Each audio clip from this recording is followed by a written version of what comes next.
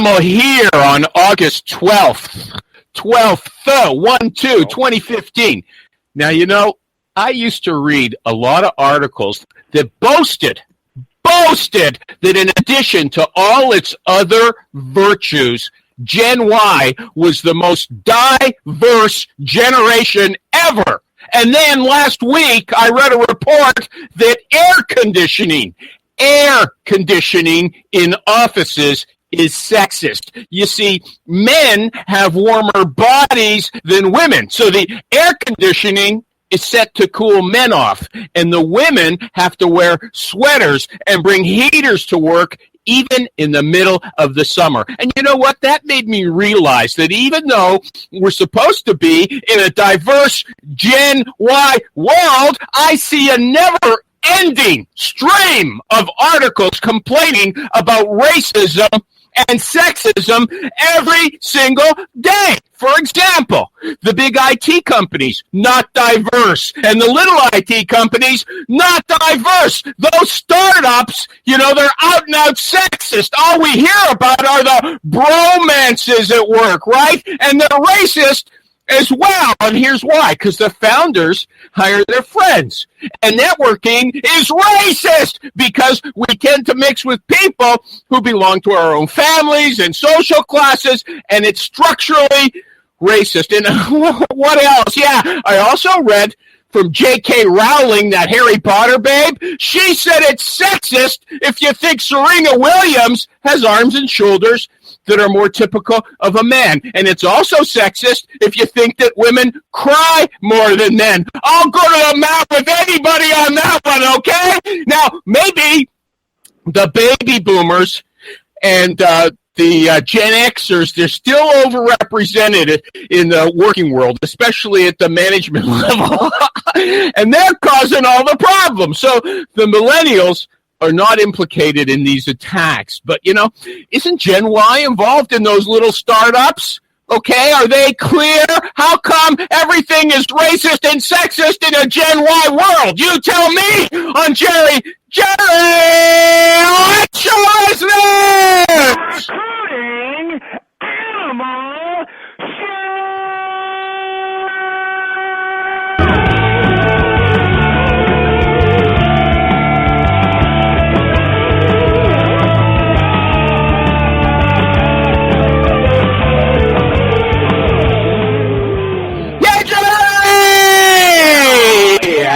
commission. You've been away too long. You couldn't last till the end of the music. Well, yeah. I was also too busy looking up. I was going to add the little bit of controversy from the Bic pen manufacturer. Didn't hear about that. Oh, yes. They had to apologize for their sexist Think Like a Man advertisement. Okay. Yeah, they ran an ad on Women's Day in South Africa. Uh-huh. To empower and celebrate women. Uh-huh. They said, look like a girl, act like a lady, think like a man. I wonder what generation wrote that ad. Come on. Work like a boss. Yeah, okay. Let's move on, Jerry. Welcome back to the show. You know, your fans have been clamoring for you. I know it. I'm back, people. Okay, but there's some noise. There's noise on the line. And, you know, that was me. I screwed it up at the beginning. I had two browsers open. What's that gurgling on this? I think you know who it is. No. It's So Sarah. No, it isn't. So gurgly. No, let's move to I'm So Sarah. Let's welcome to the show someone we've known for a long time, never spoken to. Somebody's making a lot of noise. Hold on, let me find I wish you'd, fix that first. Oh, God, jeez. Who is it? Somebody's got you on speaker. I don't know. It's not me. How hard is it? How hard is it to understand what we're doing here? Call in, hopefully on a landline. Don't use speakerphone. And if you do have to use speakerphone, could you put the mute button on? Do you see what happens when you leave, Jerry? Jerry, I got to put this. It's going to be months to fix this damage. Jerry, I mean, you got to fix this, man. This is absurd. Okay, let's go. Okay, Sarah, welcome to the show. Sarah Brennan, whom we used to know as Sarah White. I just spoke to her a few minutes ago. Thanks to my yelling at her on Twitter, she got a decent phone, and we can hear her. Sarah, welcome to the show. Wow, thank you. Hey, going back to your guys' conversation, did you see now that Target is no longer going to have a girls' and boys' toy section? Because No. parents complained that there was a Lego section for girls, and some of their boys wanted to play with the pink dollhouse Legos. And so to be gender neutral, they're changing their toy section. Okay, I'm not interested in that. Look, but can everybody hear her? Stop a second. You start this whole show off with about sexism and the different stuff.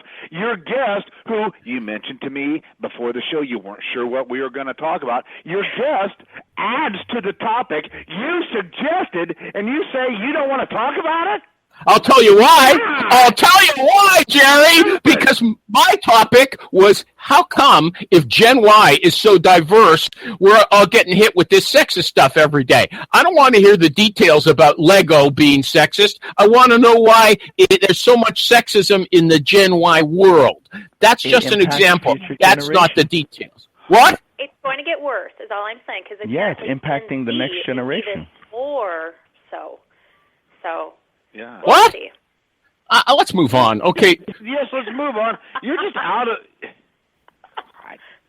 I'll tell you, I am thrown a bit. I had two browsers open because they've got this new means of connecting to the show, and I can't use my regular browser. I found out at the last minute. I switched, but I didn't close my old one. I'm all screwed up, okay? I'm samished. My head is mixed up. Let's move on, but let's get...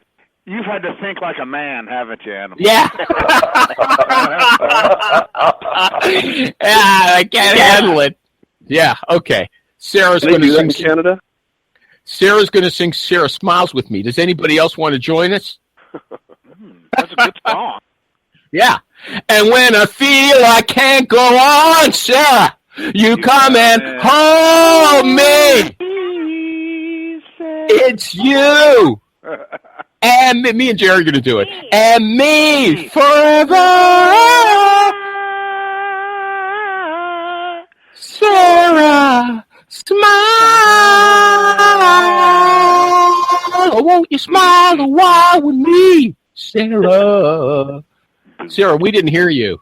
Sarah. I have to admit, I had actually never even heard of that song until about 4 Can you believe that? on YouTube, trying to quick find it and then look at the lyrics. Animal, and you invited her to the show, and she doesn't know that song. She volunteered. Okay. Clearly didn't vet properly. Okay, look, Sarah, between January 2001 and October 2002, that's almost 2 years, 1 year and 10 months, she was a recruiter at MRI. Am I right about that, Sarah? Yep. I did before that, but as an intern. Okay, and then from from October 2002 to June 2003, another 9 months, she was a corporate internet recruiter at a place called Uline. I guess that's a sorcerer. Is that a sorcerer, Sarah? Nope. It was kind of at the point where the online recruiting was just starting. And so I came in and set strategy and did all of the, making sure the stuff got out online. We grew by about 600% in that 9-month period. Okay, well, we don't know what you're talking. Go ahead. It was the first time people were starting to use... No, I let Jerry talk, okay? Give Jerry a break. Is Uline the place that sells buckets and all different kinds of stuff? Yep. I had to order a special bucket, a square bucket. If you can believe it, they make them. I had to buy one, so I ordered one. It was like $8. Well, that was 7 or 8 years ago. They've since sent me probably $500 worth of that big, thick catalog they send all the time. I only ever wanted one bucket. Okay, we're going to start the show, the real topic. We're going to start the topic now, okay? Now, so I just want to establish that you were a recruiter for almost 2 years, 13 years ago. Is that right? Kind of. I mean, I've done it since then, but yes. Yeah, okay. Well, I just want to establish for the audience when you were a hands-on recruiter, because they always come after me for this stuff. Since then, you've been you're on my show. Don't interrupt me, okay? So since then, you've been doing process improvement for recruiting as a consultant, more or less. Is that right? No. What do you do? Can I Make it short. Make it short. No, make it long. Since she's not a recruiter, take the hour. In the mix there, I did do quite a bit of contract recruiting work, and worked with a lot of companies in more of a contract recruiting role going on. Now we do, I guess you can call it process improvement, but we basically fix broken recruiting teams. What does that mean, Sarah? We fix broken recruiting teams. Hold on, and I'm going to warn you something. Be concrete. Why don't you give an example of what you've done, a real-life example rather than a general statement? Sure. So a very large company called, and they had some concerns that they weren't having a lot of success. They weren't hiring a lot of candidates. They were spending a lot of money. We came in. I came in, did a little bit of research and process look of all of the recruiters they had. We did a skills gap audit to figure out where people were not doing well. How do you do that? How do you do that? I was going to ask the same thing. I love a skills gap audit. I'm going to do one right here. They sound horrible. Okay. I think I know really, it's like doing a employee engagement survey, but it's about, how well do you know how to do this, not do this. It's a bunch of questions. Hold on. No, don't skip it. Hold on. What are the questions? It's boring. I don't want to bore everybody. It's not boring. I asked you to tell me. Come on. Okay. So we come in, we set up a bunch of... What's we? Is that we as you? We as you, right? Me. I have a analyst that works with me when we're doing research and surveys. Okay. So I have other people that come in on that type of stuff. So I have about 10 people that come in, depending on the consulting engagement, that I could pull in that specialize in different parts of the process. Is one of them Maren Hogan? No. Okay. No, she used to.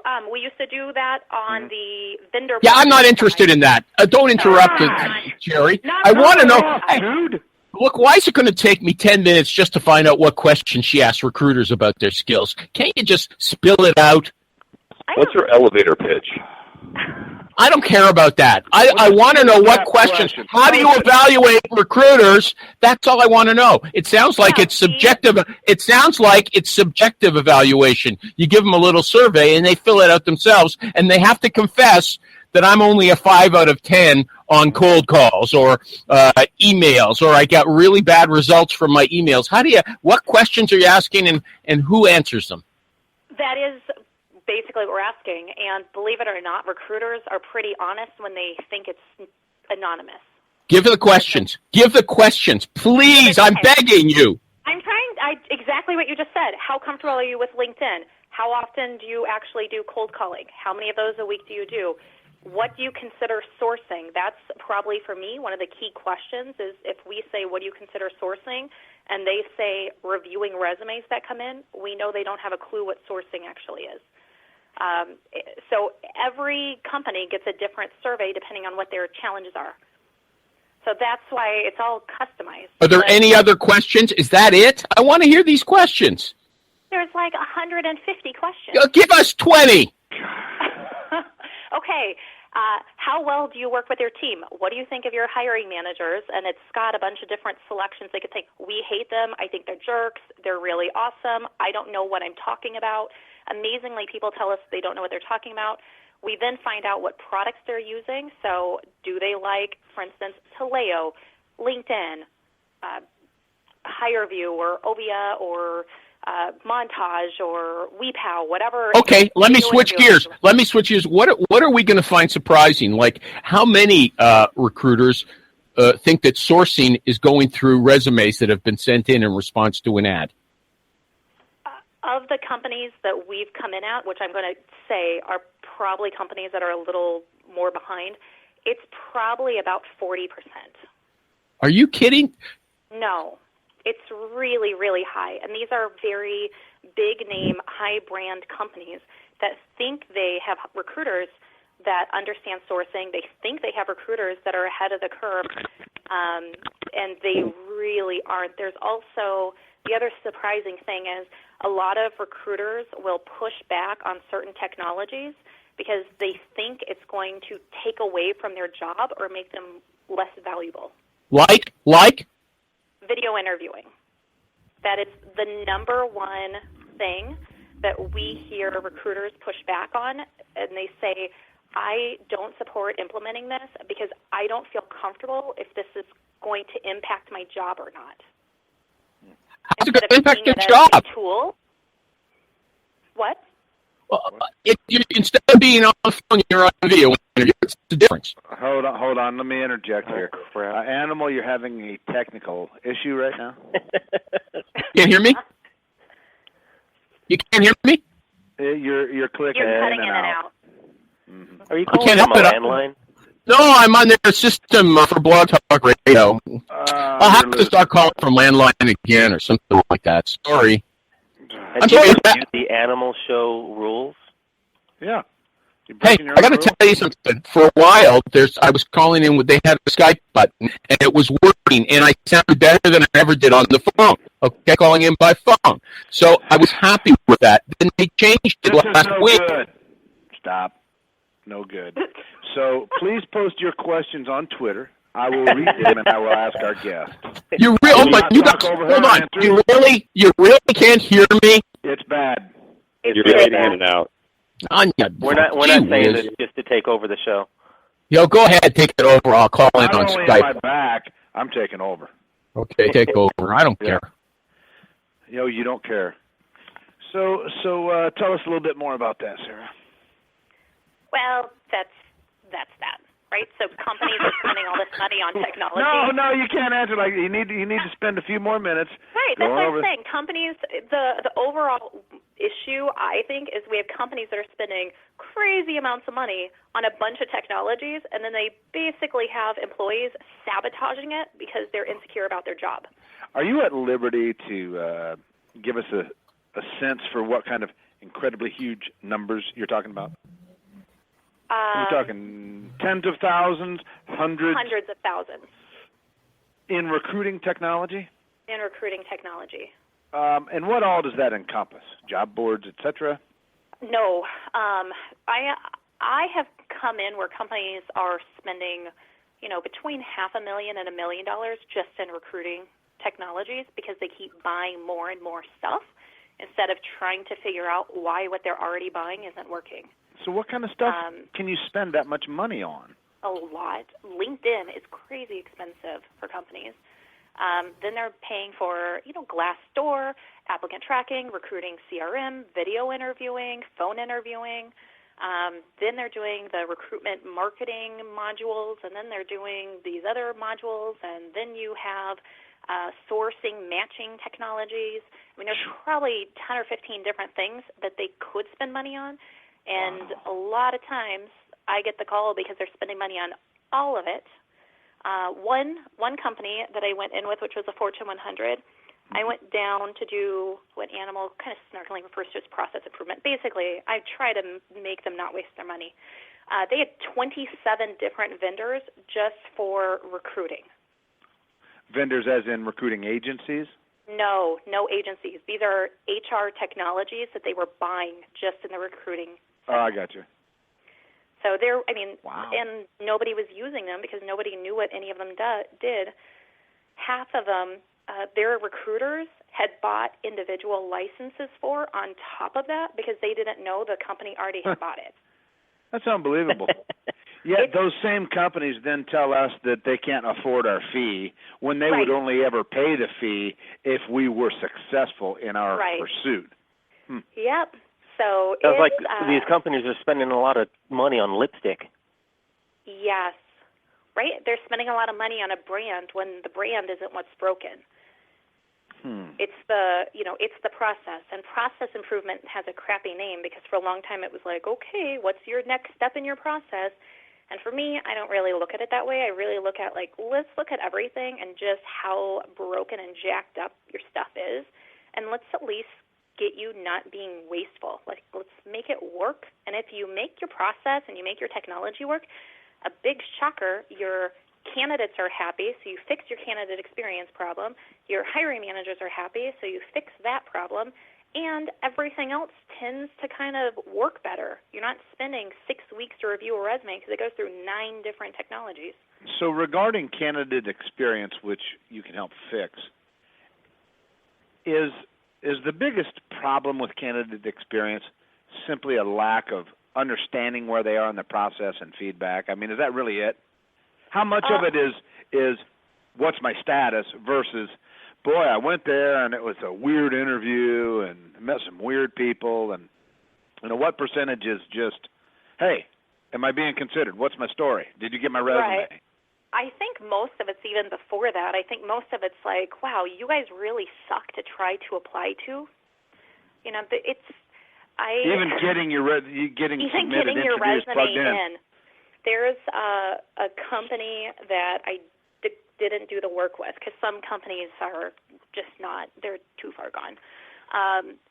They were adamant about a 50-minute application process just to apply, because that proved that somebody really wanted to be part of their company. You got to want it. And you have to really want it. And I tried to explain to them, okay, well, but they had really high turnover. And so people would come on, get hired, and then leave shortly thereafter, or they would not accept a job or whatever. I kept trying to explain to them, if you're taking 50 minutes and you're making somebody that's employed and really competitive go through the same process, you're going to get a bunch of people who just want to apply to everything. Wouldn't they already know that? Isn't that common sense? No, like they truly, I think that's more common sense outside of the Midwest. In the Midwest, it's still a pretty common conversation I have to have. Is it possibly because of the older industries, management and ownership have always been, hey, if you want to work here, well, you need to show. I mean, I have manufacturing background, distribution type companies. I have some customers, several in fact, that as part of their pre-interview process, they send the candidate, a questionnaire, which I find kind of stupid, but have them fill it out. 2 different companies, in one way or another, ask, why do you want to work here? I think that's a ridiculous question to ask someone who's never even interviewed there. But they want to know. They want to know, have you done the research? Well, that's what... Didn't mean to get us off track there, but why do you want to work here question is stupid. It's a sucker question, Jerry. It's also just totally advice sociopath, right? Like, somebody that can just fake and lie your whole way through the process, is that really who you want to have work for your company? All right, somebody's messing us up here. Why? Can you hear me? Is that you? Can you hear me? Yeah. We're going to have to change your name to Russell. You calling from a wind tunnel? Yeah, wind tunnel. Is that bad? You testing out the new aerodynamics on the Corvette? Okay, I'll Wow. Hey, guys, let's just keep making it seem like animals just should not even be on the show today. Whenever he comes on. Anytime he gets on, it's like, man, that's worse than the last time. Sounds good. So Sarah, are you busy? I'm very busy. Only half of what I do is on the corporate side, so actually working with corporate recruiting teams, and the other half is trying to fix the products from sucking so bad. The products these companies are getting bogged down with because they suck, so they just keep buying more. You're then with the product people saying, hey, here's what the other side of the fence is doing. Here's why your products suck. Let's fix it. Right. Yep. Can you go in? Hold on. Did Animal just get back on? Yeah, I'm back on. Dude, sounds even worse, man. Are you kidding? I'm calling on a regular landline. Oh, my God. Can you mute? Jerry. Are you kidding me? I don't even know if you can hear me over Animal's thing. What is that? Hold on, I can't. Jerry, can you hear me? Yeah. Are you sure? Okay, you can't. Is this wrecking the show, my sound? Oh, God. Huh? Dude. Animal, do you have me muted? Anybody else hear him? It's ridiculous. See, okay, I'll sign up. I'll hang up. Jerry, can you hear me? Yeah, we can hear you. Okay, thanks. Sarah, so you're saying, Sarah, can you hear me? Yeah. Okay, Alan Fleur here. Hi. So here's my question about what you just said. So are you telling the group here that you're going to Oracle, Taleo, and HireVue and the other ones and trying to convince them that their systems suck and they need to change them somehow? Oh, I don't go to anybody and convince them. They know. I'm not seeing any of those particular companies, but I've worked with about 80 of the vendors in the space on some level of product or process improvement. Okay, such as? Most I'm signed under NDA to. Yeah, we can assume she's working with a lot of these companies. Come on, Alan. I have. I mean, the ones publicly I've done work. I do some other stuff with some of the vendors so heavily to here? educate the Jerry, I just find guy, back off. Jerry, I'm not breathing heavy or doing anything like that. I find it amazing when nobody can get Taleo. None of the Taleo customers can get a real simple thing fixed that a major vendor is gonna, Sarah's going to be able to get a hold of them and help them fix what's Well, no, I don't believe that Sarah's getting a hold of them. I believe that they know who she is. Yeah. And they're in touch with her for her expertise and consulting from the field. Yep. Okay. I don't do any type of marketing or anything. After I left the analyst company, I just kind of, I'm very selective on the companies that I work with because I know some of them just want to say they want to do something and then they don't. Other ones want to just buy a product.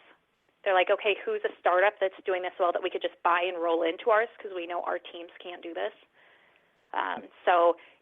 There's a lot of companies really trying harder to, one, improve the product, and also, two, actually not send as much crap out in their sales process. And so that's the other, working with them on not being so horrible when they're trying to demo products and sell stuff because I'll sit in when I'm working with companies and we're looking at products and I'm sitting in on these demos and I literally want to rip my ears off and rip my eyes out because the salespeople are just total idiots and have no clue what they're doing. And then you talk to another one and they're awesome and great. And so just trying to help the curve. There's a couple of the big ones that don't let anybody in because they know better than everyone.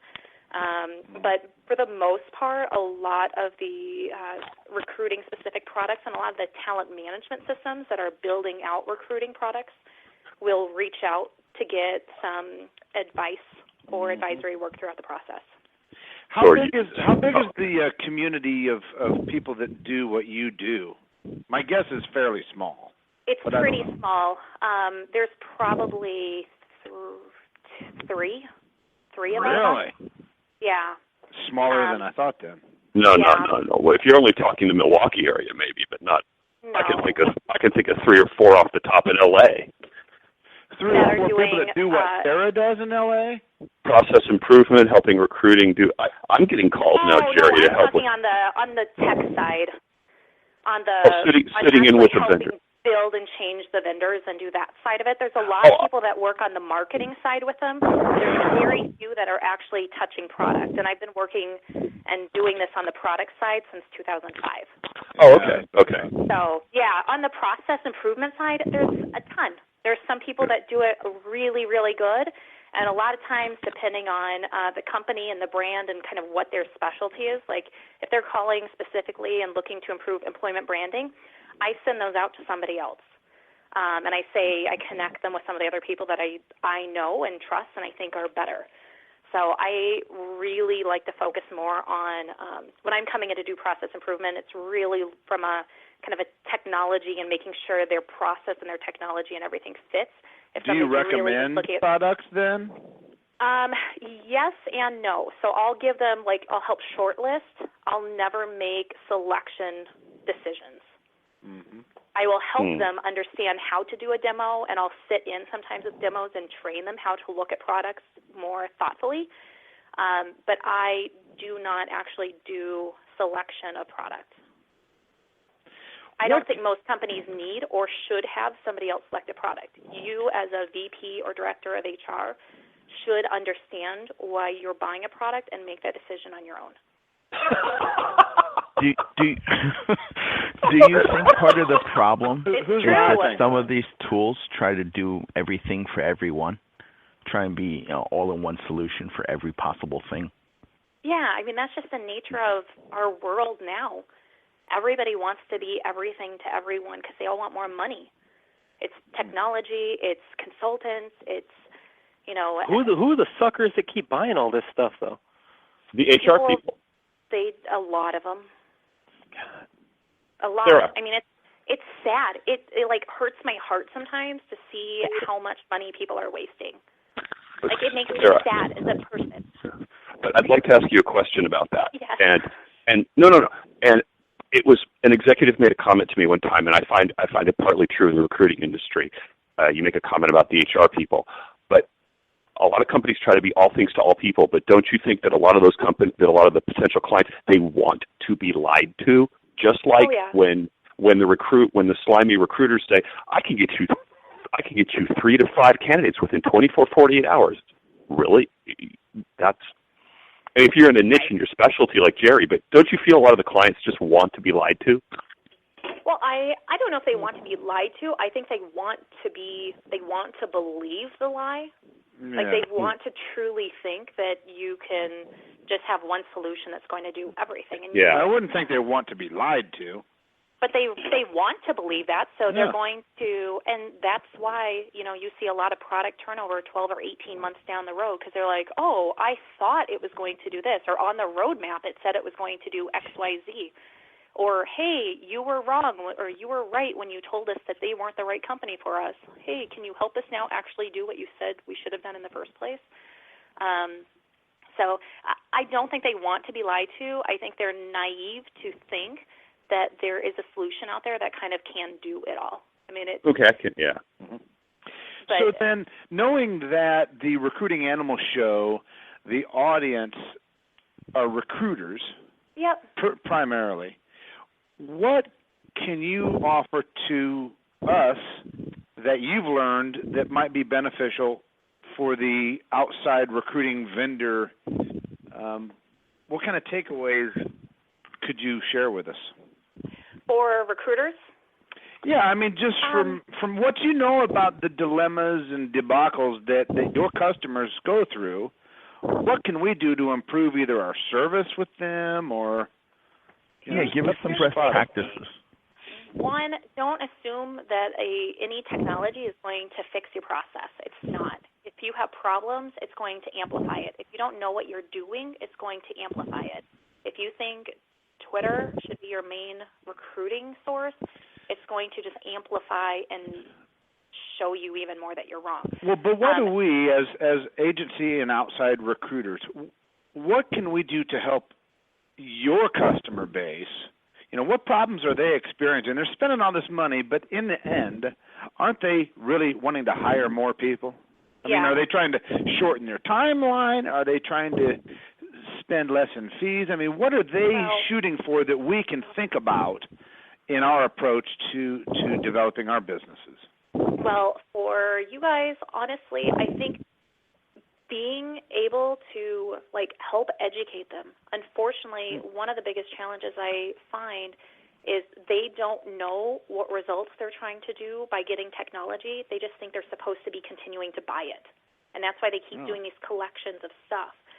And the other big complaint I hear about a lot is that the agencies keep trying to go around the systems.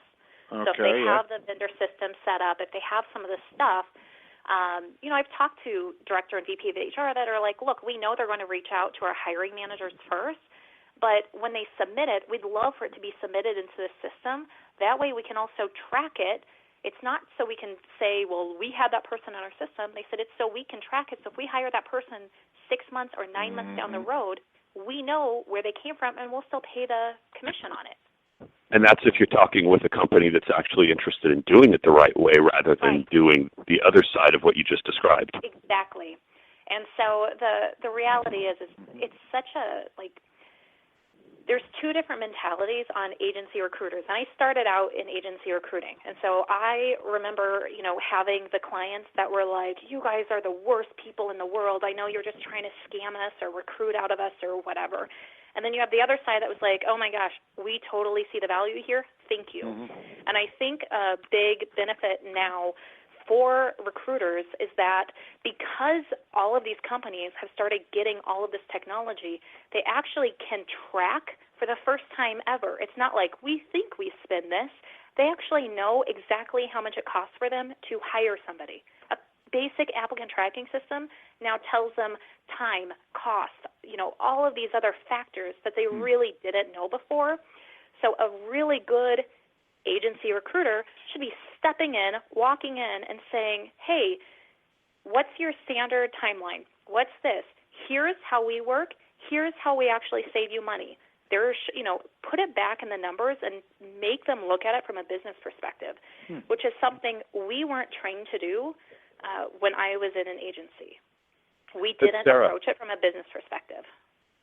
Yeah. I hear your comment, but I've seen so many different studies and so many different metrics on cost of hire. And you can even look at the big SHRM paper that puts up a big mathematical algorithm, and then in the end there's small print going, this is probably not right. And so I can look at somebody that says we have 2,000, 4,000, 24,000. I can look at Gartner and Forrester that say a $100,000 person to backfill can cost between $100,000 and $300,000. So, that just leaves the slimy recruiters open to, it leaves a lot of gaps. Right. It does. I think the issue is getting away. I mean, HR people love those SHRM studies. It can be totally wrong, inaccurate, whatever. If it has SHRM on it, HR people act like it's the Bible. I can show them like, hey, here's exactly what's actually going on in your company, and then they'll be like, yeah, but here's what SHRM says those averages are. I'm like, yeah, but that's not what it is at your company. Here's what you're actually doing. And they're like, oh, yeah, but we use the SHRM numbers versus like reality.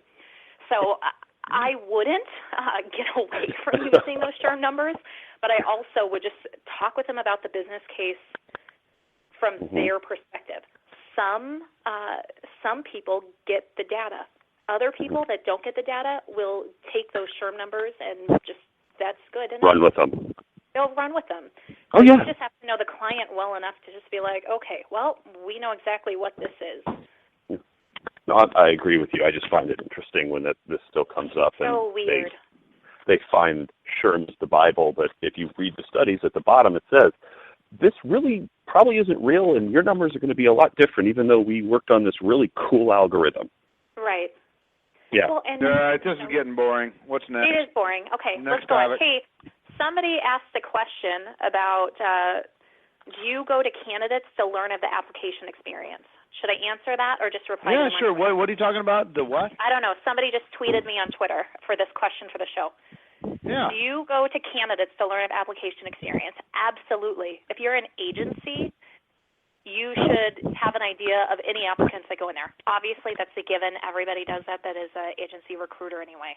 If you're a corporate recruiting department and you're not actually checking to see like what applicants think of your process, then you're kind of wasting time if you are trying to buy more technology, change your process, quote, fix stuff, because like you said earlier, it's like a lipstick on a pig type of thing. It's like, okay, great, we're going to keep fixing this, but we don't know what our people, and I'm part of Candidate Experience Awards. I think it's an awesome thing. It's very cool what they're doing. They research, 100,000 candidates a year on what people like, don't like. Everything is free. Everybody here can access the report and see all the research and use it. And if you're an agency recruiter, HR people love that data. They think that information is super interesting. Do you pull up to your customers in a Tesla? I do pull up in a Tesla. And how do they feel about that when they're asking you if you can kind of shave your hourly rate or consulting fees just a bit to be more competitive? Do you look at them with a straight face and say, "Hey, I'm doing the best for you I can"? I really am. I actually very rarely actually drive to a customer. I think maybe I've had 5 clients in the state of Wisconsin in the last 6 years. Thanks, Daryl, by the way. Yeah. Thanks, Daryl. Thanks for busting me out. So you drive I got a Tesla for my birthday this year. Oh, my goodness. So it's pretty awesome. I argue that I was frugal with it, right? I bought a 2014. And so it had 6,000 miles, so I got it used because Tesla now has certified used. But does that thing just fly when you want it to? That's my gosh! It's when I'm getting on the freeway. Sometimes my stomach drops. It goes. So I've fast. seen them. Yeah, it's incredible. People like my husband in his pre-married life had a 911, and that was his I'm single, no kids car. Mm-hmm. And this, I think, is as fast as that was. I mean, it's pretty fast, and it doesn't shift gears, which makes it feel even faster. So it's I'm pretty in love with it. It's pretty awesome. Very cool. Well, that kind of confirms also that you are a successful consultant, meaning. You've got to be doing something right if you're driving a Tesla, unless you won the lottery. Yeah, no lottery wins, no windfalls of money. Okay, I'm back on the show, and I'm going to ask some questions. Okay. Everyone calm down. Yeah, I don't want to hear about her car. Else again? I don't want to hear about your car. I want to know why. I don't want to know. To ruin the show. Guys, we were having a great conversation. That was actually a very good show. It really was. Yeah. Okay, go ahead, Jer. Go ahead. You go ahead. I want to ask my questions. You go ahead.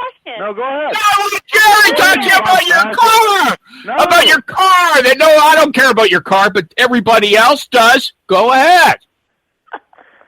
Gotta give the people what they want. Yeah, man. I thought it was a rather interesting question. I don't think you should roll into your customers looking like you're just getting over on everybody. Well, I also have a Prius. Oh, there you go. So that's the other side of it. A 2008 Prius. That's the client visiting car. You're going to show up in? The client car. The client car. Okay, back to you, Animal. I've wrecked the show, obviously, by... No, obviously, I didn't hear the show. Tell us what she does. I didn't hear the show. I didn't hear the show, Jerry. I don't know what's been going on for the last half hour, okay? When you I was just sitting here being boring, Animal, ruining your show. Yeah, you're going to love it. You're going to love it. You're going to think, man, I could learn from Jerry. Just a thought. Did you talk about your pond? Whose pond? Okay, forget about it. Sarah. Yes. Why do you call yourself a thought leader? You write on your LinkedIn profile, Sarah is a sought-after writer, speaker, trainer, and consultant. You're too good for that kind of bragging. How about just saying I'm a writer and a speaker, and I've done this and that? Why do you call yourself a thought leader? Okay, do you want the truth about my LinkedIn profile? Well, I'll tell you some... Go ahead. No, lie to us. I talked at a conference, and my LinkedIn profile was all a mess. Well, their PR, marketing, whoever person had written up this really nice bio that they put in their book. And I'm like, oh, that works until I can update it. So I just copy and pasted it. It's also why it's in third person, which is super douchey. I get it. No, it isn't in the third person anymore. Hold on a second. You switch from the first person to the third person. I updated it out of third person at some point. No, it isn't. Halfway through, partway it's through like it should be. I also work with HR technology vendors, and then halfway through the summary, listen to me, halfway through the summary, it says she was named top 100 of HR influencers by the Huffington Post. And so you switch back and forth, dear. Oh, yeah. Okay.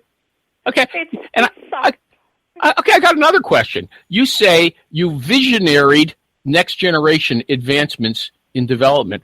Is that a verb? Visionary? You mean you envisioned, or is it I visionaried? I visionaried. It's totally correctable. Is that a jargon term that I'm not aware of? No. I take full responsibility for my LinkedIn profile. I'm just curious. I'm just curious. I have no, like, I really wish I had, like, time so crafted and make it super awesome and look great. Most of the time, I'm like, oh, crap, my website still says white. It doesn't even say Brennan on it. So, yeah, it's just, you know what? Here's the deal. I'm busy. And so some of these things, I'm not like, oh, I hope somebody finds me on LinkedIn and calls me so I can get business. I'm busy. So I'm like, LinkedIn. Okay, I'll get to it. I'm with you on that. Screw what your LinkedIn profile says. If you're counting on that to get business, your party's over anyway. You're doing something wrong. Yeah. I know Animal's made a living out of critiquing Twitter and LinkedIn profiles, but it's really irrelevant. Okay. Well, what about your webpage for a headhunter who is actually going out and looking for people, not trying to attract people to him or her? Is a webpage important for a headhunter? Because you just said your webpage isn't very important to yourself, and your blog hasn't been updated for ages. No. Now, granted, we've had some stuff going on in real life for the last 6 months that I've been dealing with. So the blog, I was basically off work for 5 months. So that explains why the blog and some of the other stuff.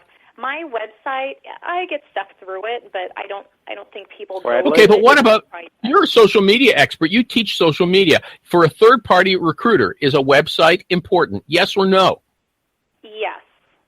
Why? If you're a company, you want to have a website. Why? You wouldn't even hire a cleaning person if they didn't have at least. Well, you've got a LinkedIn profile.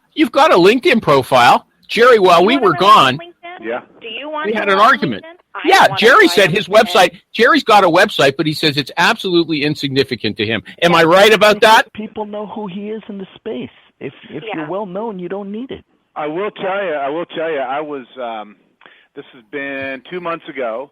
We were hiring a consultant to place him on a project with one of our customers, and for the first time, really ever, the guy, he's a software developer, sharp, leading edge kind of web developer guy. He says, hey, your website is really out of date. I'm like, okay, what do you want me to do? And he's like, well, how do I know who you are? And so I gave him a list of 20 people to call. He called 10 of them, called me back, and he's like, you're good. Yeah. Other than that, nobody's ever mentioned my web page. On the flip side, you could be really crappy at what you do and just have a really nice site. Yeah. And then people will think you have more credibility. Mm-hmm. You say the older I get, the more I realize that a lot of people really like to be experts at everything instead of admitting their weaknesses. What does that mean? Yes. We talked a little bit about this while you were having technical issues. I think there's a lot of people who struggle with saying, here's kind of the 3 or 4 things that I do really well. And for me, if you call me to do stuff outside of those things I actually, 1, enjoy, and 2, do well, I'm going to send you to somebody else. I'm going to refer you to somebody else. I'm going to, get you to the right person that I think can actually help. And I think there's a lot of people that would be like, oh, no, I could do that. Oh, wait, you need that? Yeah, I could do that too. Oh, and that? I can do that also. And they'll just they want to be experts at everything. Well, hold on. Aren't there a lot of successful people who always say, never say no? If they say, can you do it? Yeah, I can do it. Sure there are. Anybody else got a comment on that? No? If somebody asked you to fill, can you fill this job? Oh, yeah, no problem. Right?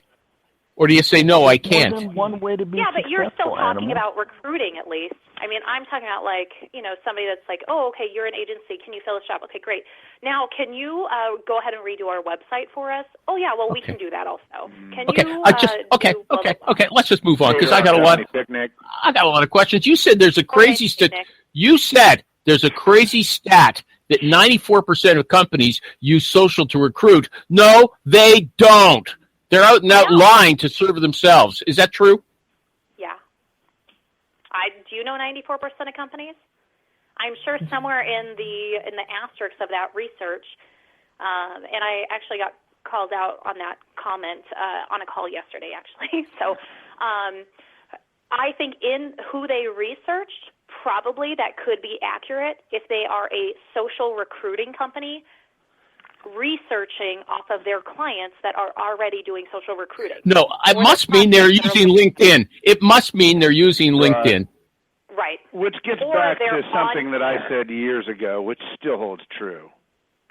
LinkedIn is not a social site. And once you remove LinkedIn statistics from all social recruiting stats, you get about a big fat zero. Yep. Yeah. Maybe like and then if you remove the word attempt to from the other side of the social recruiting stat. You get to absolute zero. Yeah. Okay, I mean, hold on. Sure, you can find one person. I mean, it's not going to be zero, but it's closer to zero than 100% successfully using it. Definitely. Or if you don't consider using it from a branding perspective. I mean, if you're truly talking about using it as a sourcing and recruiting tool, not an employment branding tool, not as any of those other things, a proactive that number tool is staggeringly low. Okay, Sarah, you say people should turn down business with losers who don't want to take their advice, and you've done it. You say you met a startup. You said, I'm not going to work with them, even though they wanted to hire you, because you sensed that their leaders were not really open to advice. You want to tell that story? Yeah, that happens actually quite a bit. I was working with a company, went in to do, I always typically do a one-day, kind of first day intake meeting, especially with tech firms, to make sure that culture fit and what they're going and the product and everything is the right direction. And gave them some pretty basic advice because, to be honest, the product was really bad. But they were trying to fix it. Well, some of even the most basic advice, I got pushed back, like being told that large companies don't even use applicant tracking systems. Only startups and tech firms do, and our goal is to change that. So, companies of 10,000 or more may one day use an applicant tracking system. And I paused for a second thinking, right, they have to be joking, right? This can't be. But they were so confident that was their stance on what the market looked like. Okay, so let me just bring that to recruiters. It's a recruiting show. So if we go in, is there any way to test your client to see if they're going to take your advice once you're out in the field bringing in people? Well, I think it's having a really upfront conversation. If you know what budget they're trying to pay, you have an idea of their benefits, you have an idea if they're a HR department or a hiring manager that's very like, no, this is required.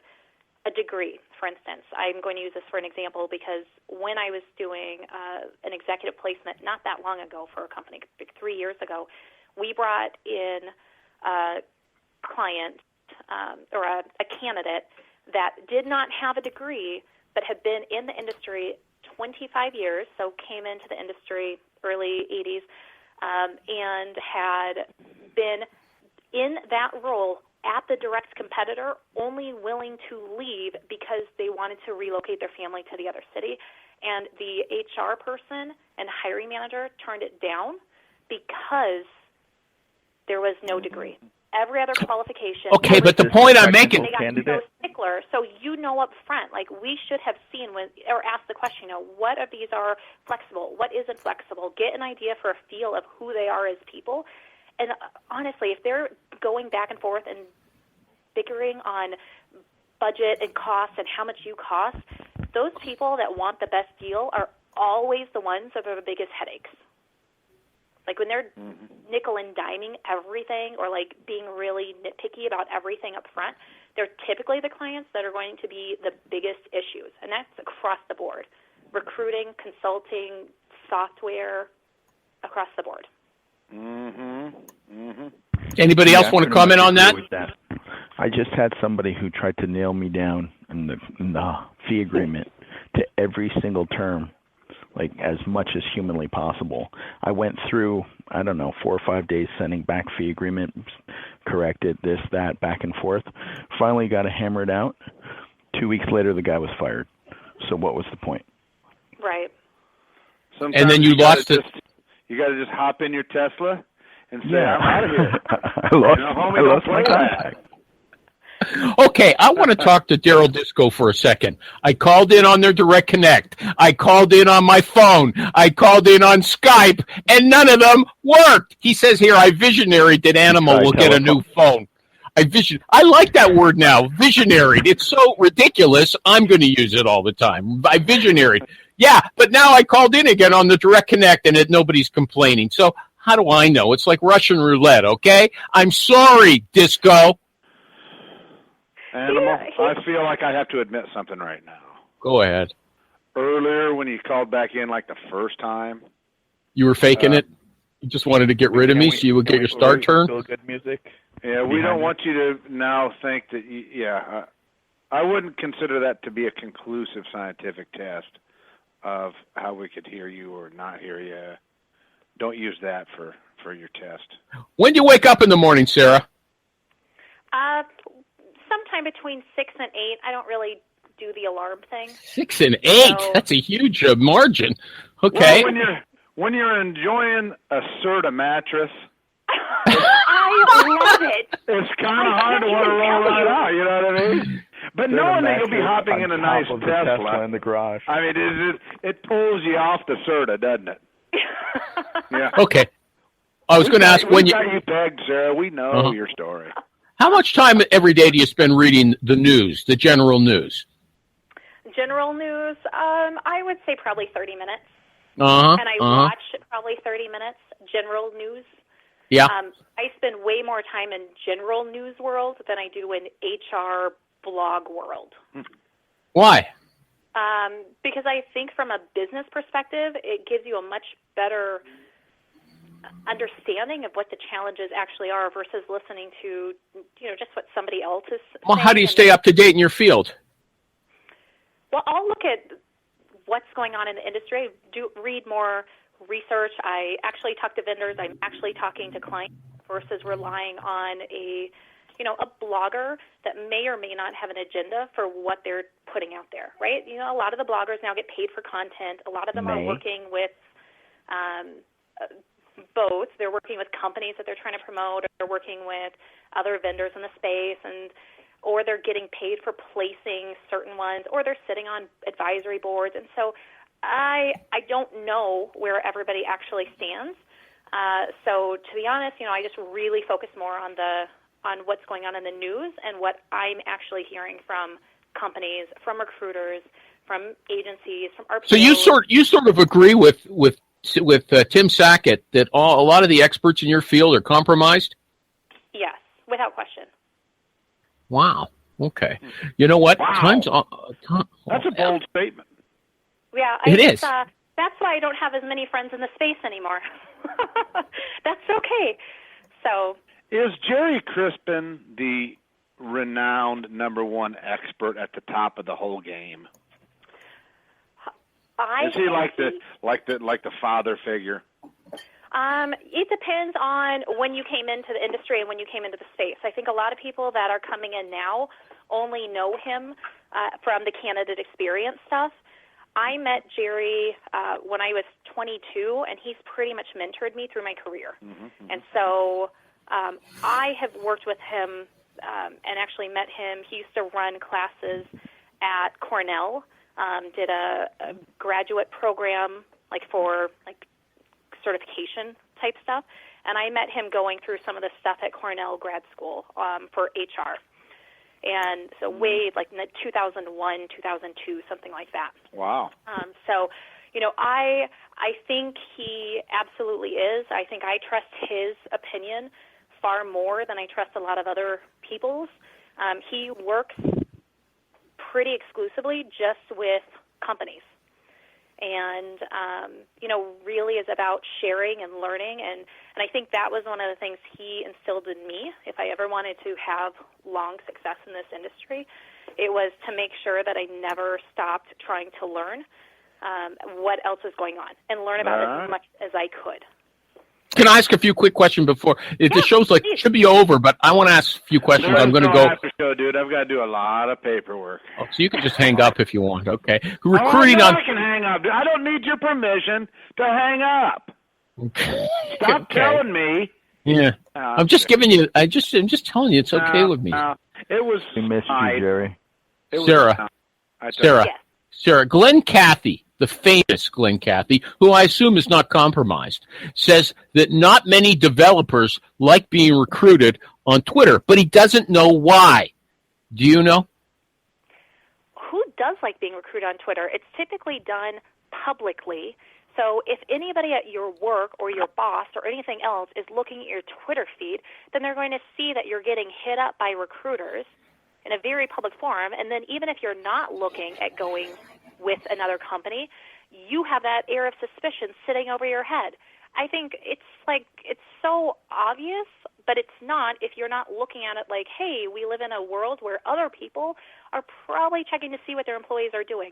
No, frankly, let's be real. Nobody's really doing that. It's a fake concern. Yeah. It's not happening. I don't see it happening. It is happening. I know one.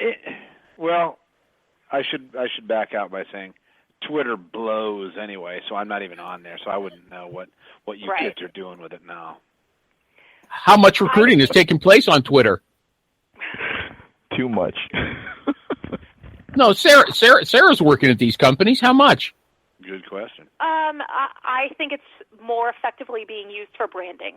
Or if you work in a really specific, right? If you only work in engineering and there happens to be a group and you just share information about that and then you connect with people somewhere else and then you recruit them through that, nobody's doing everything solely off of social media. Maybe for like hourly retail, if they're saying like, hey, we're opening up a new store in Milwaukee, come this day to apply. Is that really social media recruiting though? Right? Like if a Cherry Berry's opening up a new place and they send out a tweet, is that what we really call social media recruiting now? So I don't see it as a huge source of hire, no. Glenn Cathy says that some recruiters are doing okay recruiting people on Facebook, but most probably aren't doing the messaging very well, so it turns people off. Do you agree or disagree? I actually really hate Facebook. So I am not a good person to ask on this one. I have hardly any people that I even stay connected to on Facebook. I do not do the open networking thing a lot of people do. I'm probably a bad example. Anybody that I do connect with, if all they're posting is work or business-related stuff, I unfriend them, like, immediately. So I can't imagine that a recruiter... Two more questions. Texting by recruiters. Glenn Cathy says most people don't like texting. Most people don't like texting by recruiters, not only on the cold call, but even for administrative purposes, like setting up interviews. And he says that includes people who are unemployed. They think it's unprofessional. Now, I don't have research around that, but that seems pretty stupid. I mean, maybe older people don't like it. I would take a text over someone calling me any day. I don't want to, What's the difference between that and an email? I mean, come on, people. Stop being so uptight. An email gets lost, right? Like, I get so much junk email, it would get lost in there. If it was something urgent, like, hey, we'd like to schedule an interview for you, of course, text me. I could respond right away. I have it wherever I'm going. Yeah. It seems way more logical. I'd love to see the research behind that. There is no research behind it. By the time you're texting back and forth, the relationship is already formed. Absolutely. That's. You know what? I just got to tell you, texting was the form of communication from recruiters that everyone across the board hated the most, and that was studied in these surveys. Final question. What survey? Facebook. I'd have to take a look. Here's the thing, though. What happens is when they include that survey, that is going to include in those automatic crap SMS texts that come straight from an applicant tracking system that say, hey, you've been matched with a new job. Please go here to apply. And so that all gets rolled in versus it being a true connection text of like, hey, we need to schedule this or we need to schedule that. Unfortunately, in the research, they put all of that stuff together, and then it just becomes junk research. I don't know. Maybe the sender's name is 242751. Right. Okay. Yep. What would Animal know? He doesn't even have a cell phone. Hold on a second. Final question. Cold calls, he said, are best done through emails right now. And LinkedIn in-mails are not disliked as much as everybody says. What do you say? I don't think LinkedIn emails are used. In-mail is used. responded to probably as well as it did get 5 years ago. I hardly ever check my in-mail. Look, you're giving advice to recruiters. That's why I'm asking you. What do you tell them to do? I want to know. Then email is going to work. Pick up the phone and call people, right? Like that actually works. If that doesn't work, send out an email. Do a book drop. If you're actually trying to recruit somebody, be where they're going to go. Like, be creepy about it. But otherwise, if you want something simple, LinkedIn easy. Basically. We want easy, real easy. Hey, super easy. Easy LinkedIn, and guaranteed. Nothing's guaranteed in life. Come on. LinkedIn. Get on LinkedIn. Actually do your homework to understand who you're calling and why they're calling them, and don't call and be all generic. Or send an email that's actually targeted. Yeah, actually do what we were trained to do as recruiters way back in the day. I used to have to play, it's called, Hey Mister, or Hey Do You Know, where you have to call in, and we had to build our, org charts literally by calling in and being like, hey, is Joe still director? And they're like, we don't have a Joe. And you're like, no, I just talked to him. Was it James? And they're like, oh, John? I said, no, I'm not sure if that's that. Well, the other person that does that is Sally, but I don't think that's who. And you get everything. People now have it so easy. It's all right there on LinkedIn for you. I'm just going to start leaving messages for all these HR VPs that I was referred by you. Well, okay. I imagine a lot of them know you. The ones that don't, critical they'll info. She drives a Tesla. Yeah, the one that drives a Tesla. She was there last week in her Tesla. Okay, you can find you can find Sarah on I'm So Sarah. IMSOSARAH. Her company has a weird name, ACCELIR.com. How do you say that? Acceler, like accelerate. Mm-hmm. That's like visionary. Okay. Animal, where's your 5-second delay, man? Well, I don't have it, Jerry. Can't you tell? The FCC is going to want to have that word used. Who does that, man? What kind of an idiot? What kind of person does that, man? Guy listens to Howard Stern. That's ridiculous. I'm embarrassed. We'll cut it. Don't worry. I can cut it out. I can cut it out and put it back onto upload it without that. Yeah. Okay. All right, guys. Well, you're all champions. All right. You guys have been fantastic. Thanks for a great show. The middle part of it was just rocking. I'm not sure Thank you, what Jerry. exactly was different there, but there was fantastic stuff. Thank you.